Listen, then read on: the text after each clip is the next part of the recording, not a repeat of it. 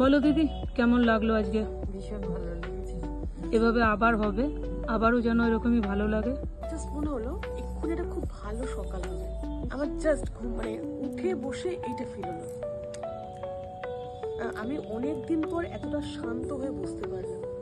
আমি আসার সময় একটু মাথাটা ভার ভার ছিল, একটু মাথাটা হালকা লাগছে, এখন বেশ ভালো লাগছে, হালকা লাগছে, এখন বেশ ফ্রি লাগছে। Thank you.